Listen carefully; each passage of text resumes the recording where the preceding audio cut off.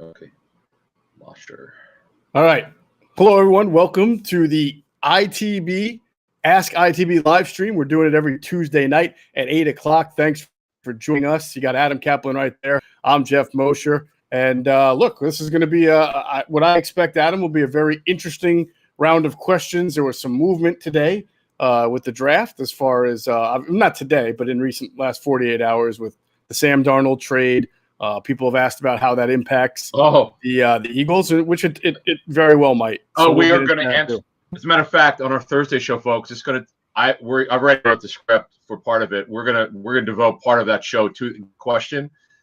I'm telling you, not only the Eagles it impacts. It's not just the Eagles. Trust me. It's the Cowboys. Any team looking for a receiver or corner. The Panthers are in the market for corner number 1 and receiver number 2. Mm-hmm. Just so happens the Eagles need both positions.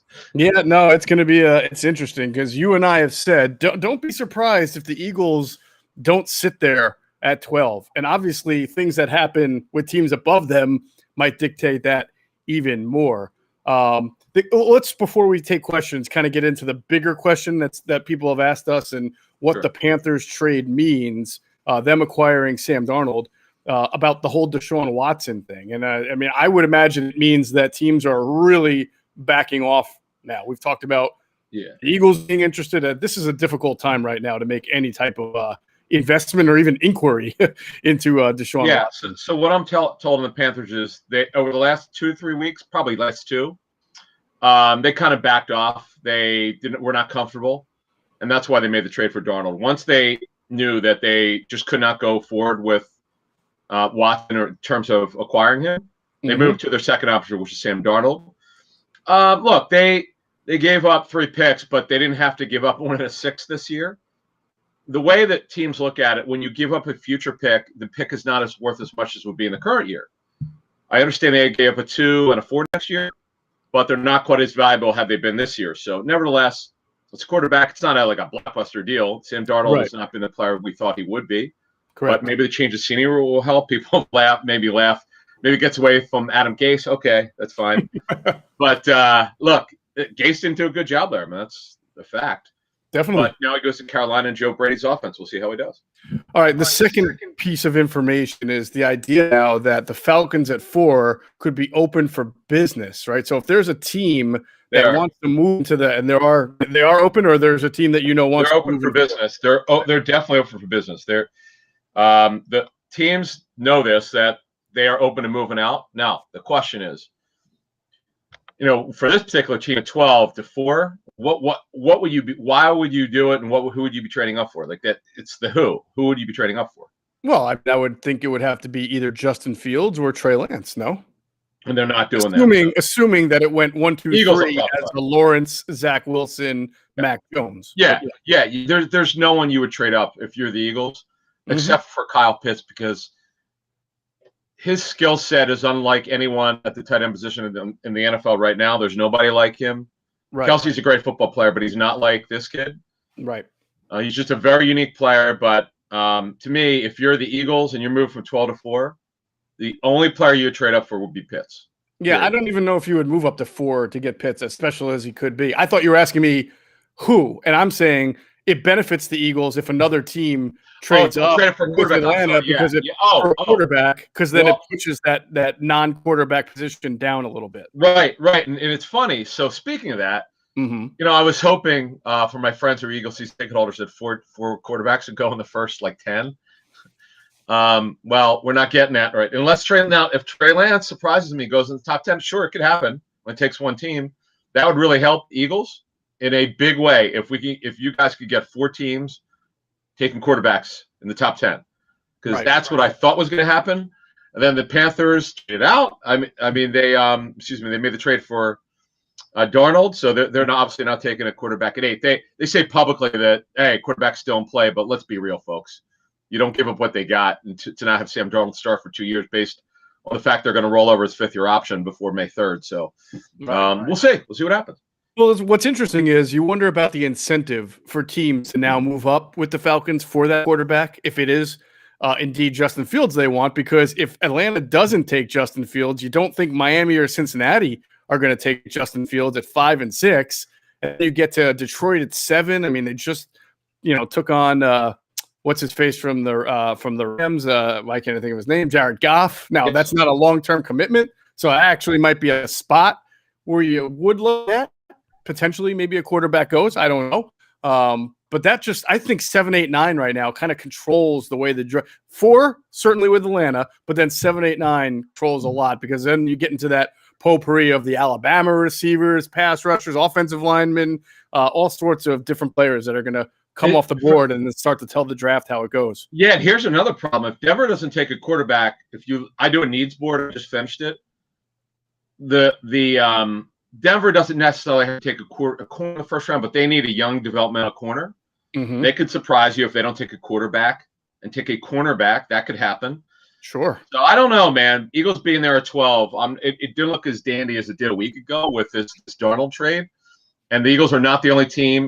Now that Dallas at 10, they need a corner. That's their number one need. Mm-hmm. Carolina's number one need by far, and it's not even remotely close as corner. They have one decent corner. Dante Jackson had a very bad turf toe injury, missed significant time last season. Right. And they got nobody else, man. I mean, so you're saying Rasul Douglas was not the long-term answer for them. Yeah, exactly. who's still out there and still can't run. So, hey, it is what it is. All right, we got some questions lining, so we will get to them soon. First, I want to remind everybody, it's everyone's favorite tournament of the year coming up. The golfers are in Augusta, Georgia to compete for the coveted jacket. And DraftKings, America's top-rated sportsbook app, is putting you in the center of the action by giving you a shot to land it on the green. This week, DraftKings is giving you a 100-1 odds on the golfer of your choosing to finish in the top 10. That's right. They don't have to win. Just finish in the top 10. And if you haven't tried DraftKings, this is the time. Turn $1 into $100. It's simple. You pick any golfer from this weekend's tournament, and if they finish top 10, cash $100. 100-1 odds on an offer like this does not come around often, so sign up for DraftKings Sportsbook now to get in on all the action and choose your golfer before the tournament tees off Thursday morning. DraftKings is safe, secure, and reliable, so you can deposit and withdraw your funds at your convenience. Download the top-rated DraftKings Sportsbook app now. Use that promo code ITB when you sign up to turn $1 into $100 if the golfer of your choosing finishes in the top 10 of this weekend's tournament. That's code ITB to turn $1 into $100 for a limited time only at DraftKings Sportsbook. You got to be 21 or older, live in Pennsylvania. New customers only. Restrictions apply in partnership with Meadows Racetrack and Casino. See DraftKings.com/sportsbook for details. Gambling problem? Please call 1-800-GAMBLER. All right, let's get into these questions. Our first question comes from our good friend Carl Stevenson, and he asks, with John Gannon's defense relying more on deception, Adam, will that play to, I believe he's asking about Derek Barnett's strengths. It says Burnett, but I think he means Barnett. There is no Burnett on the team, right? So Derek Barnett's strengths, and I guess because Derek is a Burnett. Wait, didn't they have a Burnett years ago? No, I don't. Carol Burnett? No, they didn't have Carol. Receiver. Oh, Deontay Burnett. That's a good one. That's a good call by you. I'm pretty sure that John Gannon's defense has nothing to do with Deontay Burnett. I know. Anyway. He was recently cut, by the way, was he not? Mm-hmm. Waived Deontay Burnett, yes, he was. He was waived injured, I believe. NFI, yeah. But go ahead. I mean, this is an interesting question, and I think it's a pretty good question. Yeah, I mean, you had the intel on the line sort of shifting. I mean, I know we're going to have I just got a couple more notes this week on their defensive scheme, which is interesting. You and I kind of have similar stuff on that. They're going to press even though they're a zone in base, they're going to press more. I think you and I have heard similar things. Mm-hmm. Can it help Barnett? It's not the wide nine, so the speed, the play the run up to trying to get to the quarterback does not apply anymore. It's a different philosophy. Right. The responsibilities will be different. It's a great question. We'll find out. We haven't got to that point. I know pretty much secondary wise how they're going to do things. Mm-hmm. People want to know about linebacker. I don't think the Eagles' philosophy will change in terms of dollars. Just not going to. They'll never change. Not this ownership under Jeffrey Lurie and when Joe Banner started it. we've been asked this a lot, and we could address it right now. And it points into Carl's question because some people want sort of some, the Vikings have invested heavily in linebacker. There's no question in draft capital and cash. The Eagles aren't doing that. Right. It's just not going to change. Now, could they draft a guy in the third round who could wind up starting? Sure. Could they sign a mid-level free agent if for $2 or $3 million? Sure. But that's about it. So I'm going to borrow an adage from our friend Greg Cosell, who talks about this a lot. And when Greg talks about scouting and watching tape, he often will say, just because you don't see a person, an athlete do it on tape, doesn't mean they can't do it. So as far as Derek Barnett, ever since he's been an Eagle, and I think even in his last year at Tennessee, he was a guy who mostly lined up across left tackle. Now, sometimes you'll see him stand up, other times you'll see him hand in the dirt, but mostly across left tackle. And that's how he attacks the quarterback. But he is a good athlete, a decent athlete.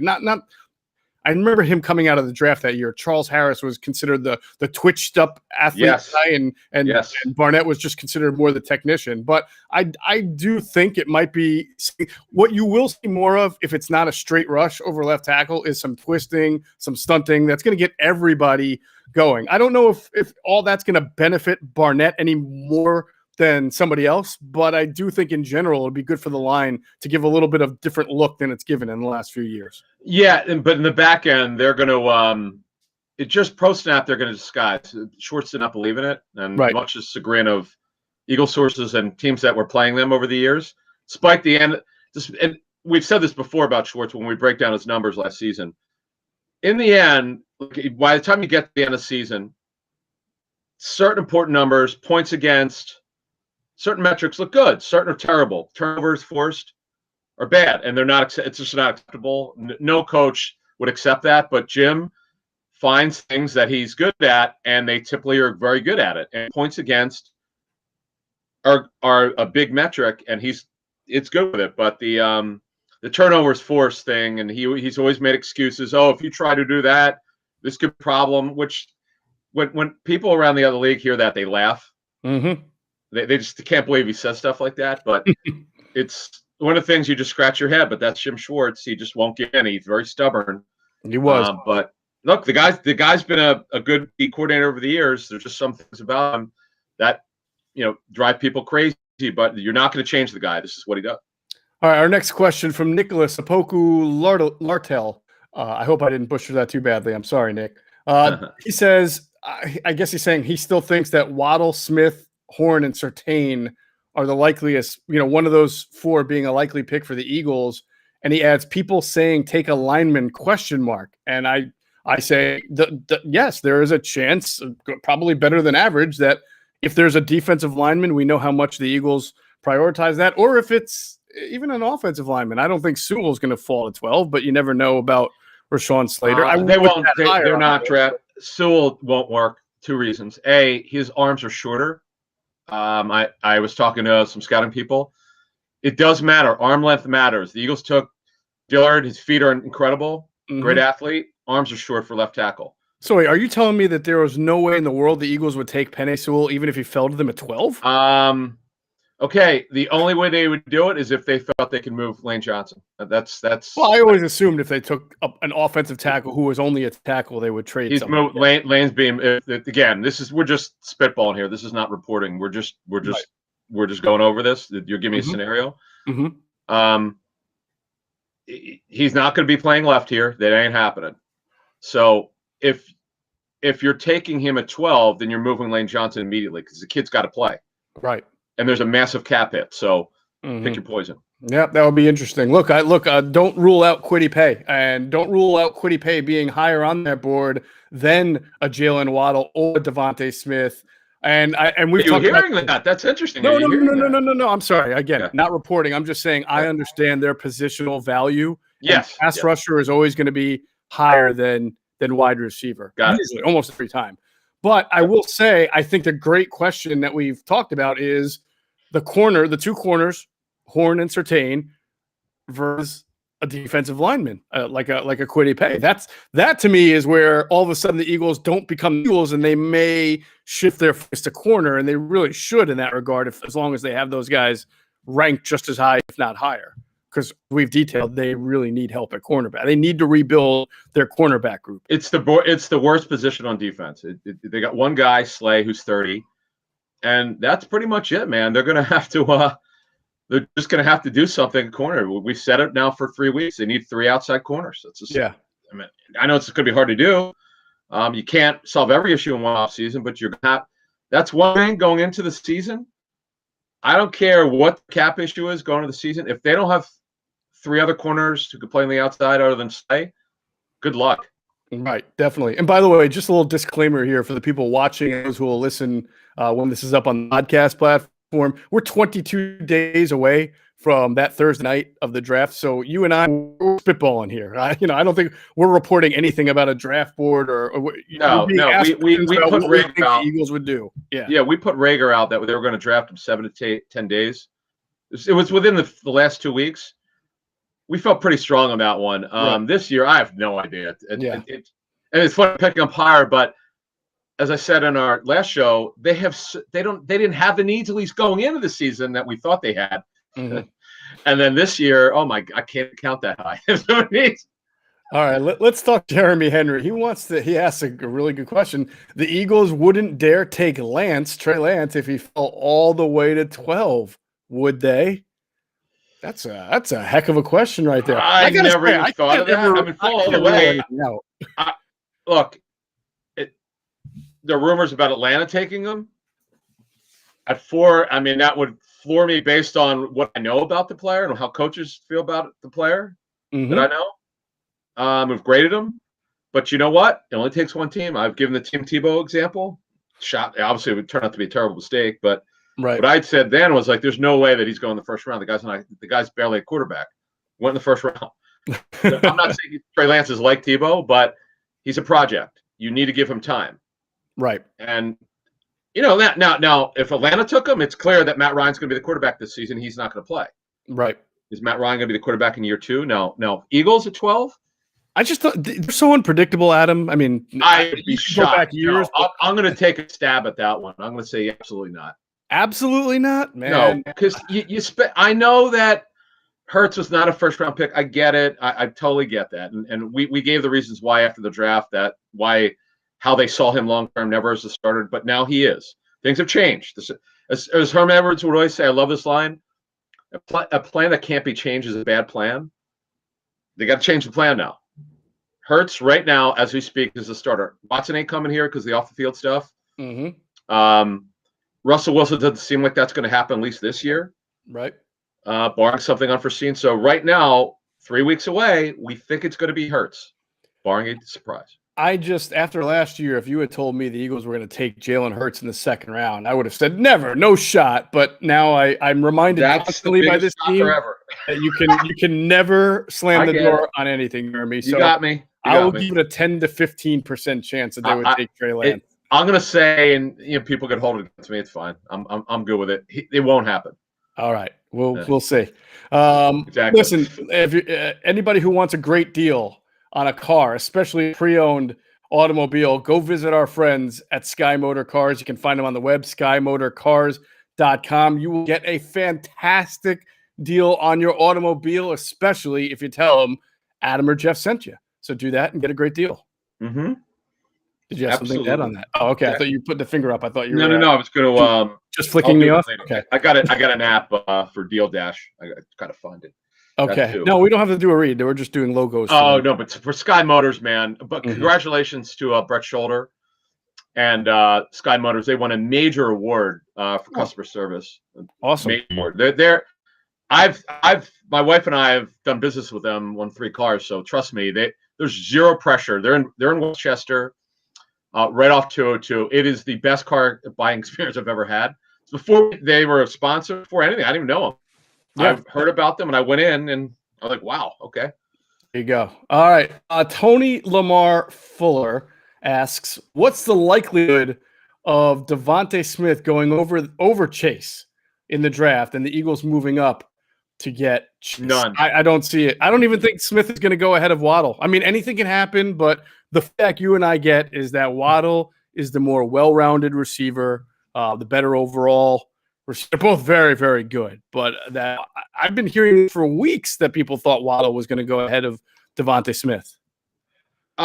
Look, it's kind of like, and I think Cosell said the same thing. I had two coaches tell me that they think that Waddle is Tyreek Hill. Tyreek Hill, the way that receiver coaches explain it to me, you don't need what fans think and some of the media think is the number one receiver. It doesn't matter. What you need is if your X is your top pass, it's all about pass targets. If your X is your top pass target getter, he's got to get off press. He's got to win. He's got to tilt coverage. One of those three. Mm-hmm. Kenny Golladay does not tilt coverage. Kenny Golladay wins. That's why he got $18.5 million. Wins. He wins almost every round because he's competitive and he's strong. Tyreek Hill is a move player. He wins all the time because he's so explosive and he's a great route runner. And he's hard to do because Andy Reid does a phenomenal job with Mike Kafka of figuring out, because Mike designs the pass game concepts of freeing him up. It's called coaching, and they do a great job of it. So to me, when you look at it, don't get caught up on a number one receiver. It doesn't really matter. It's about what does that guy do? Who is your best pass target? Like Kansas City's Jason Kelce. Number two is Tyreek Hill. Their number one receiver is the tight end, Kelce. Look at that. Right. I've been trying to figure out, Adam, where I think Waddle fits best and what team would, in the top 10, would really want to bring him in. You know, we know the first three picks are quarterbacks. Atlanta, I can't see with Ridley and with Julio Jones prioritizing Jalen Waddle. Although you can't rule it out. No way. I can't see it happening. Miami at 5. I mean, they need a receiver, but I would think that if they have the opportunity to draft Chase or Pitts, they need a receiver. They would do that. They do need a receiver, but does a guy like Waddle fit with their offense, with a guy like Tua, or does Jamar Chase seemingly Waddle fit? Fits in any I totally disagree with the question. Waddle fits in any offense. I don't care what offense it is. Well, if you have a guy who's explosive, though, and a quarterback who doesn't drive the ball down the field, it's okay. Get it in his hands, short area. Let him run it. I'm not debating whether or not it's okay. I'm debating offensive philosophy. Like who runs the offensive show down in Miami? It's not Chan Gailey anymore. No, but again, I'm just talking about. Oh, of course he'd be an asset to every team. I just think that they would. I see the way Tua plays the game. I feel like Jamar Chase would be just perfect for him. A guy who can, get the ball anywhere, 5 to 10 yards. You don't have to move him around. He can be your X. You've got Devontae Parker to be your Z. I would be surprised if they took Waddle over Jamar Chase. I would be shocked. No. Chase is a better football player overall because he does everything well. But in terms of Waddle, he could fit in any offense. It doesn't matter what kind of offense you're running. I don't care if your quarterback doesn't have a strong arm. It's about getting the look. Jimmy Garoppolo doesn't have a strong arm. Kyle Shanahan schemes to get open. His pass targets get open. They don't have a downfield passing game. Right. No, I was more from comparing him to Chase. So I would feel like pitch Chase. So then once you get past Miami, then you got the Bengals. Would they take Waddle over an offensive lineman? That would be ridiculous. That would absolutely be ridiculous. Personally, I would take Sewell if I were them. But they're so bad at building their team. They're one of the in my time covering the league. They might be one of the worst teams at building a roster. They have absolutely no idea how to win. None. They have no idea how to build on. Why do you think they stink so badly year after year? I agree with you. They should have taken more linemen last year after taking Joe, and they wound up drafting 3 linebackers. So, all right. Well, I'm just wondering, like Waddle, is he going to go to the Lions? Could go there too. So this is the problem. He could go anywhere. I just wonder how much. On my needs board, right? On my needs board, I've got Miami receiver need. Lions meet. Oh my God! Well, I don't know what the Lions are doing. So they walk, right? It's Tyrell Williams and Rashad Perriman, Brett's son. All it does is get hurt. Right. That's all they got. And Quintez Cephas, who's a really interesting player, but he was a 5th rounder last year. Yeah. So they need a receiver. They do. All right. So I'm stuck on him wanting to eat kneecaps and devour human beings. So I feel like he's going to build in the Lions, because they do want to run the ball up, but you need a dynamic player. They don't have one at wide receiver, and he would be that guy. So they did lose Galladay. You're right about that. Yeah. All right. Ty asks, how surprised would we be to see the Eagles draft a running back in round 2? They have 1 second-round pick, right? Yeah. I will say that I'd be surprised not knowing right now what kind of running backs would fall in that area and how they would be valued. But I feel like the Eagles are going to wind up coming out with a lot of defensive players in this draft. Well, we had a question from the Facebook group about drafting two corners, back to back. It was 1 and 2. Did you see the YouTube comment today on my interview with 97.3? No, I said I'd have no problem with the Eagles going corner first round, corner second round, and whoever listened to it thought I said quarter. So he thought I said quarterback first round, quarterback second round. So he starts ripping me. Why don't we just take quarterbacks every round? Come on, people. Don't. Jeff wouldn't say that. Come on. I mean, the whole context of the question and the conversation was about corner, but we were talking Sertain and the horn, but on Ted. People hear what they want to hear. Exactly. I would say that I wouldn't rule that one out. They like the kid that the Ravens took last year. Yeah, they did like Dobbins. Loved him. They loved him. I mean, there was some steam for him in their building. I know that. But, there was. Yep. I can't. What were the circumstances? Oh, well, they took Hurts, obviously. Yeah, but I wonder. No, but I wonder. We know they would have taken Chin if they did not. Yeah, Chin. Hurts. We reported like 2 days after the draft they were going to go Chin if they're not taking Hurts. But right. But there were people that really liked Dobbins. That's correct. Yeah. You know what? I've learned my lesson with Aaron Jones. As much as I don't like that he gets rotated like he does, it does help preserve him. He's a 15 to 18 touch game guy. Now he's going to be a two-man backfield with Dillon. It's he and Dillon now. Jamal Williams walked, which was expected from day one. I'm not opposed to it, but it doesn't help them really get better because, it's one thing if they're only a few needs away. They have so many needs. Now, here's the question. If the running back is their highest graded player over the corner, then you got to do it. You got to do it. It's not going to be. Well, here's two things. I'll give you okay. One, what you said. I suspect they're going to have either a defensive lineman, a linebacker, probably graded higher because of positional value again. And two, even if the running back was graded higher, I don't necessarily trust the Eagles to stick to that judgment. So stick to that board. So I would say I would be surprised. And again, as we say, we don't rule anything out, but I would be surprised if running back into the Eagles. I would. I'm with you totally. You and I see it the same way. Let me get to Aaron Puga's question. This is a great question because this is going to be interesting if this happens because it could happen. You mentioned yesterday on the pod that Slater was that guy who could kick in to go play right tackle and left tackle if needed. That is correct. He's actually a right tackle guard at the next level. That's the way teams see him. With that kind of versatility, could Slater be a good chance to pick at number 12 if top two corners are gone? Yes, absolutely, because Malo could be the replacement for Kelsey. Kelsey's largely believed not to be coming back for 22. Both sides believe that this is Kelsey's last year. I'm talking about Jason, his side, and the Eagles.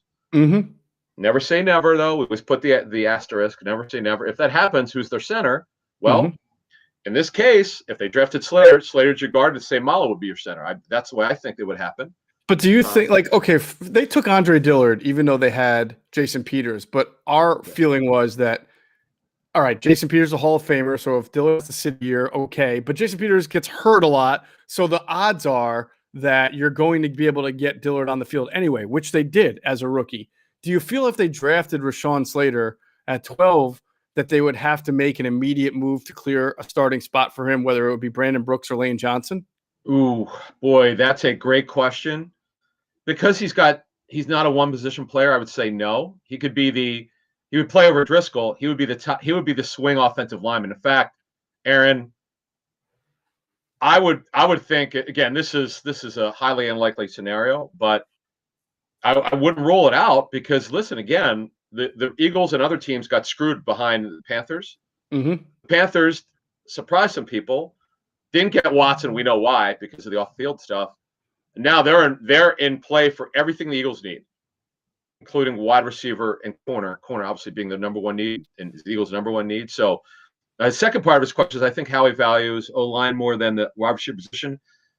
Seems like the classic pick Eagles would make at 12 where they were rebuilding. They're building around the trenches and will love that versatility. Yes, that's what Joe Banner told me years ago. Their belief was think early with offensive linemen, not late in terms of guys' career. Right. Like you just mentioned. take Dillard. You know Peters is just about at the end. Year 2 is it's all about Dillard. They didn't know Mailata would take the big jump. Okay, remember last summer, Mailata was on the COVID list for 2 weeks. Yep. He had back problems before that. He had not shown anything. Okay. Correct. Big question mark. Who knew? Got on the field and dominated. Yeah, it's been fun to watch his development over the last year. And as we've said, we think he should enter OTAs as the top left tackle, and it's his job to lose. So we'll see what happens with that. All right, want to thank DraftKings, Deal Dash, our friends at Sky Motor Cars for being great sponsors of Inside the Birds.